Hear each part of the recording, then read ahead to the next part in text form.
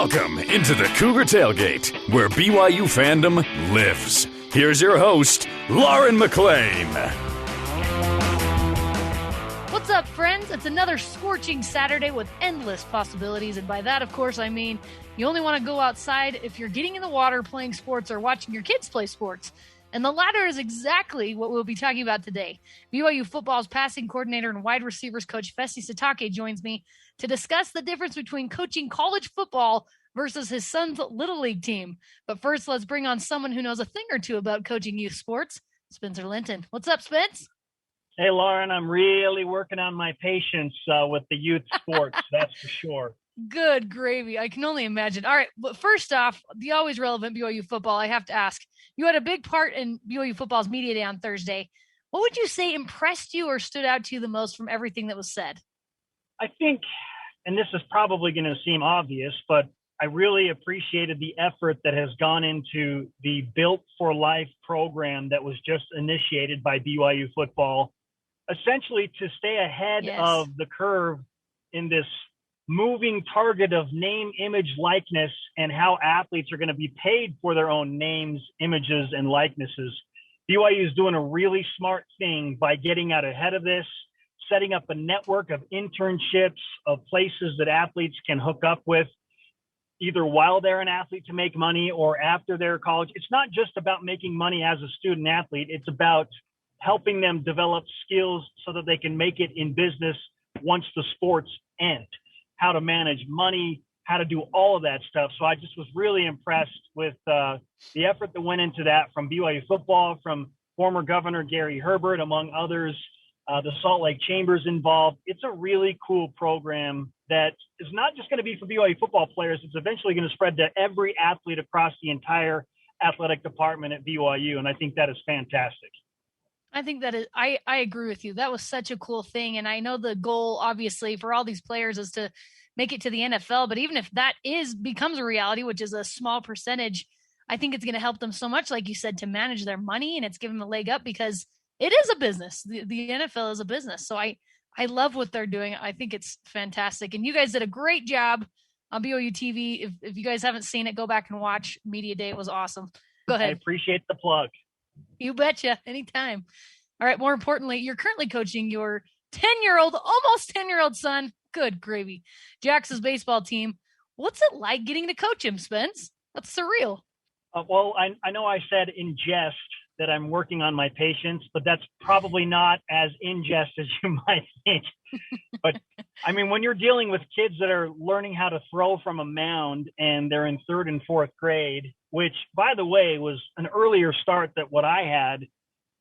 We were working with pitching machines all the way up until I was in fifth grade. And so they're starting kids younger and younger with that skill development. And just to find a kid that can throw a ball somewhere close to the plate consistently at this young of an age is a real feat. And sometimes it can be a challenge and frustrating for him. But I've enjoyed spending time with my 9-year-old Jax. He said he's almost 10. But it's not so much at the games. It's watching it click for him and him kind of get the baseball bug outside of the actual games where he wants to practice.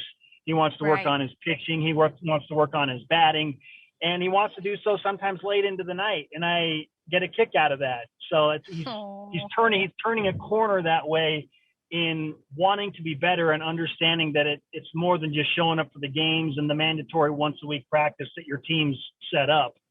So I've really enjoyed that time with him and seeing him succeed and watching him get his first strikeout in the game and celebrate with two hands in the air. You know, these things are moments that will stay with you forever. So while it is definitely a trial of patience and you got to kind of just bite your tongue sometimes, it's worth it when you get those moments.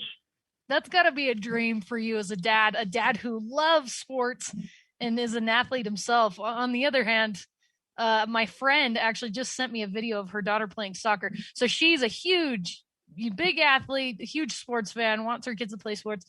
Her daughter was playing goalie and doing spins, just spinning around in circles. And she's yelling at her like, hey, the ball's coming, pay attention. And it cracked me up. As soon as her daughter heard her yelling at her, she turned and looked at her mom, and that's right when they kicked the goal. I just am like, I cannot wait for this. It is. She just was so frustrated, but that's what it's all about. And they're learning. But listen, so we all know professional and college sports and sometimes even high school, not sometimes, definitely high school, can get really intense. The fans, the coaches, and the players. But there's something about youth sports, little kids sports, that can honestly bring out the worst in people. So let's talk about why that is, Spencer. Why do you think people get so crazy during their kids' sports games? Well, I think there is naturally just something directly tied to the happiness and success of your child that you feel so innately as a parent. You raise them, you're with them through ups and downs, all of their tears and smiles. I mean, at least for me as a parent, I feel in a weird way every emotion and almost sicknesses that my kids feel.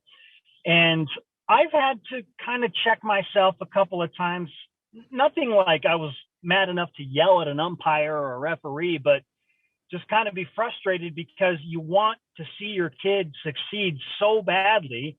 And especially when they're treated unfairly or there's an unfair call, and you just feel like something that should be a happy moment is ripped away from them. And so I can understand it, but still, you have to keep the big picture alive, that it's sometimes 6-year-old soccer or 8-9-year-old baseball. It's going to be okay. And I'll give you an example. Last year, I wasn't coaching, but I was definitely watching my oldest son, Jax, play his baseball game. And there was a close play at first base, and the runner was called safe. And our coach, he's sick, because that's what coaches do. Like, he signaled, oh, he's safe. So he's giving his opinion on the call down the first base line. And the umpire, he's a 14-year-old kid, probably relied on the coach and his call because he's 90 feet away. So calls him safe. And then the parent of the kid that made the throw thought, oh, that was a great defensive play by my kid. He should be rewarded with that great defensive play. And he absolutely lost his mind. I mean, ran from the opposite side behind his team's dugout over to our coach and said, you make that umpire change the call right now. He's like, oh, don't cheat. I don't want you to cheat. You're cheating, and it's embarrassing. I mean, he just went on this tirade. And so he's saying that he's embarrassed for my coach. My coach says, no, I'm telling you, like, I was right here at the plate. Like, if he was out, I would be the first to admit he's out. I'm not trying to, like, cheat myself into winning this 8-9-year-old baseball game.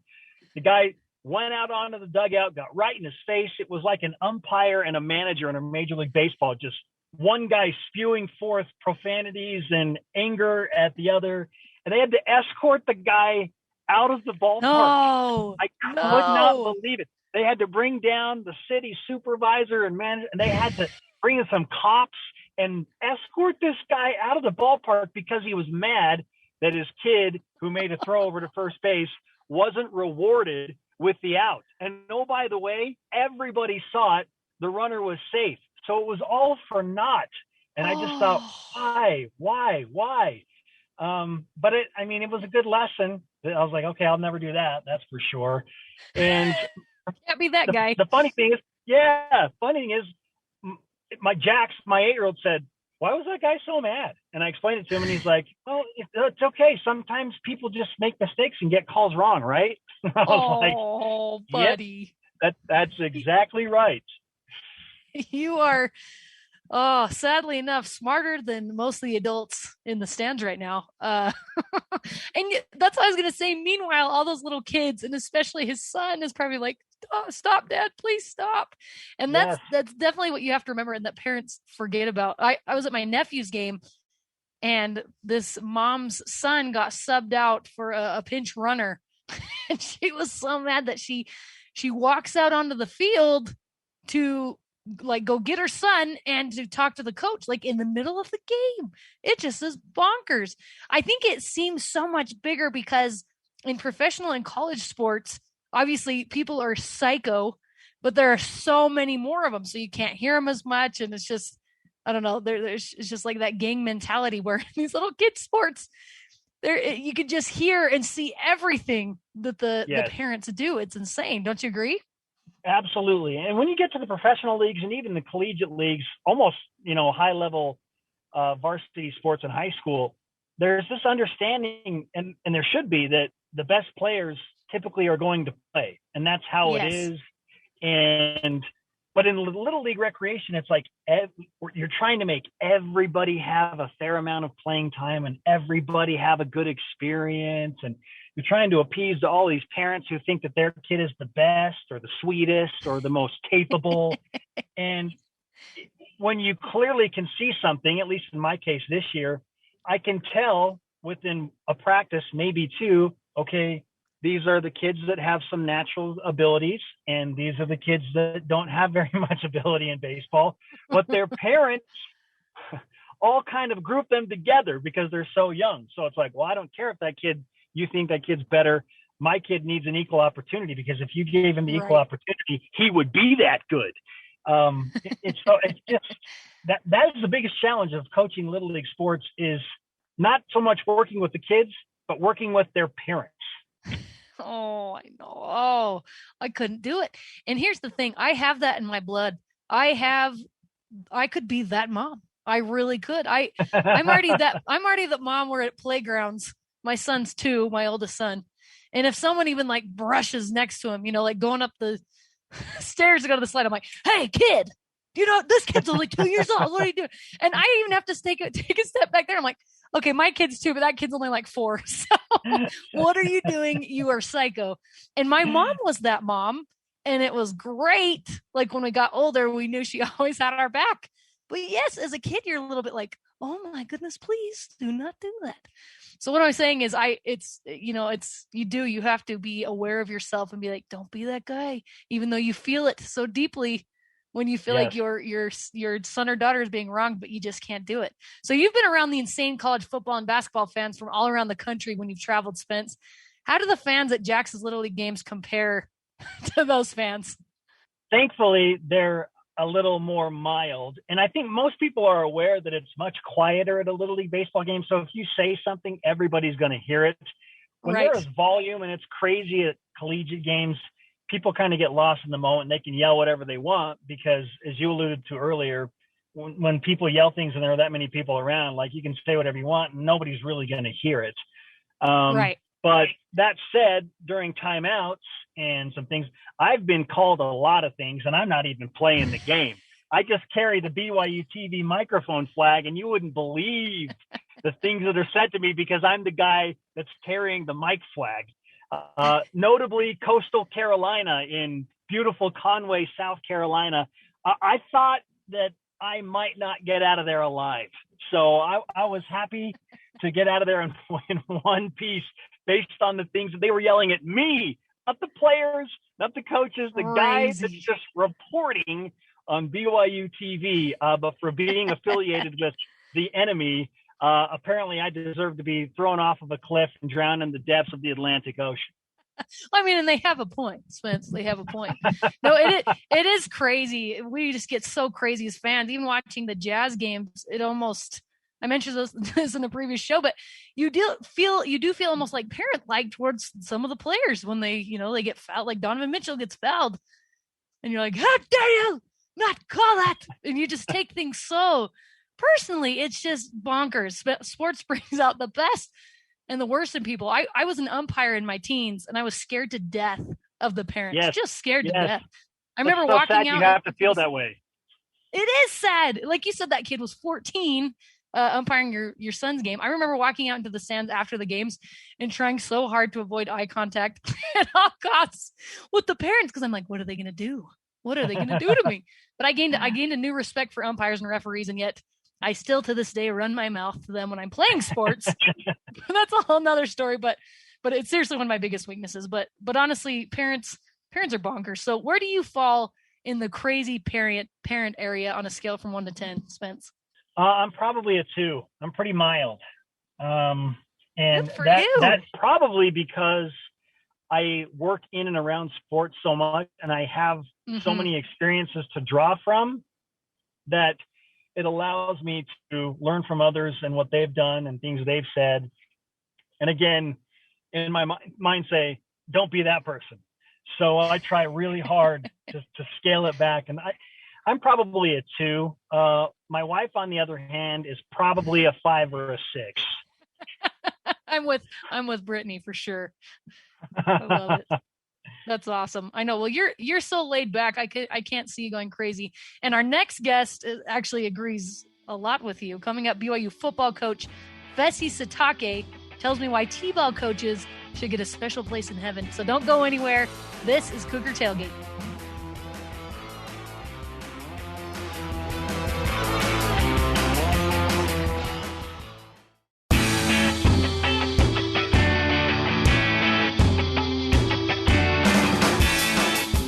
Welcome back to Cougar Tailgate. I'm Lauren McLean. We've been talking about some of the biggest differences between fans of professional or college sports versus kids teams. And now to further the important discussion, let's bring on BYU football's passing game coordinator, wide receivers coach, and a father of 3, Fesi Sitake. Thanks so much for joining me, Fesi. Of course, Lauren. Great to be with you. Great to have you. It's good hearing your voice. You tweeted out a while ago that you were coaching your son's baseball team, and obviously there are many, but what are some of the biggest differences between coaching a college team and coaching a little league team? Well, coaching a little league team requires a lot more patience and perseverance because there is a much steeper learning curve there. But it's so cool. It's a great reminder, though, about how innocent and full of life, the youth of this world is, and kids, and a reminder of how important it is to have an impact in the lives of these kids at this age. And so, whereas, in college, it's the same thing, but these guys are talented. The decisions you're making are based off of who's performing, the best as opposed to really, really good. Whereas kids, you're like just teaching them what their left foot is and what their right foot is. So. And I love that. That's got to be a test of your patience, though. Like you said, going from the college game where these guys are just extremely talented, they worked hard to get there, to these little kids are learning their left and right. Is that a big try of your patience? It is, but it's so fun to see. Like, I'm doing it because it's an excuse for me to be around my son more and I enjoy, being around my kids and watching him learn and grow. But then you get to interact with all these other kids and you realize, man, there's so many out there that are just like your own. And even though everyone kind of has different circumstances, they're all just navigating their way through life. And sports has been such a critical tool in many kids' lives on learning these life lessons. And so I'm just trying to be a little of help as I can to just help these guys find their way through this crazy thing we called life. Oh, that's a good dad right there. For me, being around other kids, I'm really grateful for my own kids. Not that the other little kids aren't fantastic. They're really great, but it makes you more grateful for your own kids and their little quirks. So on this show, we talk mostly about the fan experience and everything that comes along with it. Fans are a special breed of people, but fans of Little League games, a.k.a. parents, are on a whole different level. So what has your experience been like with the fans at the Little League games? Have there been any fights or anything like that? Yeah, last year, and then there was a fight that almost broke out, and then this year it's been more banter. But I sit back and I'm in awe at I don't know, just the thought process of some of the fans in the Little League world. So it's just something I scratch my head at. And I'm like, okay, just stay quiet and remember these are kids. Isn't that crazy? I mean, you seem like just a calm, laid back guy.